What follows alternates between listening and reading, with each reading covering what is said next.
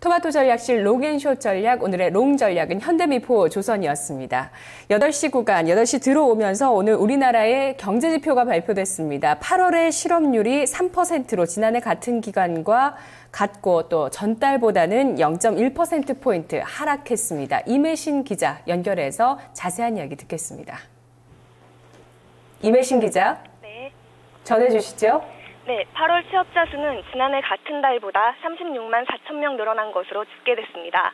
통계청이 방금 전 발표한 8월 고용 동향에 따르면 취업자 수는 2,485만 7천 명으로 전년 동기 대비 1.5% 증가했습니다. 서비스업 취업자 수가 지속적으로 증가하는 가운데 제조업 취업자 수는 증가폭이 확대되면서 지난해 같은 때보다 늘었습니다. 다만 지난해 8월 취업자 수가 크게 증가한 기저효과와 올해 날씨 영향 등으로 그 증가폭은 줄었습니다. 이에 따라 8월 고용률은 59.7%로 전년 동월 대비 0.1%포인트 상승했고 OECD 기준인 15에서 64세의 경우 64.3%로 전년 동월 대비 0.2%포인트 상승했습니다.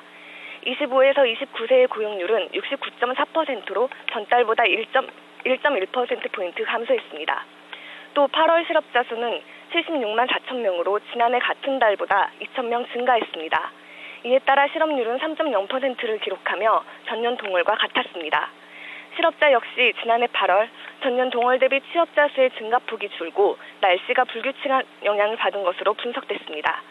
취업 구조를 보면 임금 근로자 중 상용직은 지난해 같은 달보다 49만 4천 명 증가했지만 일용직은 17만 4천 명, 임시직은 9만 6천 명 줄었습니다.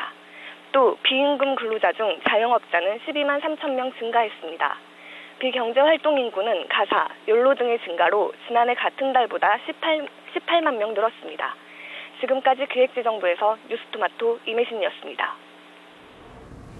네, 오늘장 주요 일정입니다. 오늘 대형 이벤트들이 대거 예정돼 있는데요. 먼저 경제지표 소식부터 확인하시죠. 네, 독일에서는 헌법재판소가 유로 안정화기구 위헌 여부를 판결합니다. 현재로서는 합헌 여부에 대한 낙관론적인 전망이 우세합니다. 미국에서는 오늘부터 이틀간 FOMC 회의가 열리는데요. 3차 양적 완화 시행 여부 언급을 주목하셔야 되겠습니다. 이어서 미국에서는 8월 수입물가 지수 그리고 7월 도매 재고 지수가 발표됩니다. 유럽에서는 이 7월 유로권 산업 생산이 발표될 예정이고요. 독일에서 8월 소비자 물가 지수 예정돼 있습니다. 네덜란드에서는 조기 총선이 실시됩니다. 결과에 따라 유로존 재정 노선에 미칠 파장이 적지 않은 만큼 주목하셔야 되겠습니다. 이어서 추가 변경 상장 소식 알아보겠습니다. 먼저 신주 인수권부 사채인데요.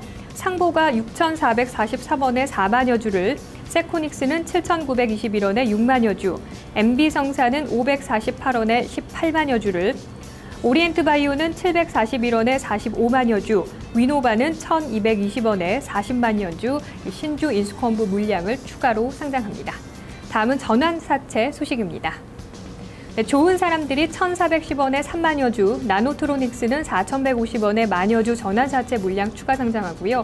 JC가 4,000주 스톡옵션 물량 추가 상장합니다. 행사가액은 3,484원입니다. 크루셜텍은 3,200원에 2만 주 스톡옵션 물량 추가 상장합니다. 마지막으로 유상증자 소식이 있습니다. 우리들 제약이 974원에 1,100만 주를, 터보테크는 576원에 173만여 주 유상증자 물량 추가 상장합니다. 지금까지 오늘장 주요 일정이었습니다.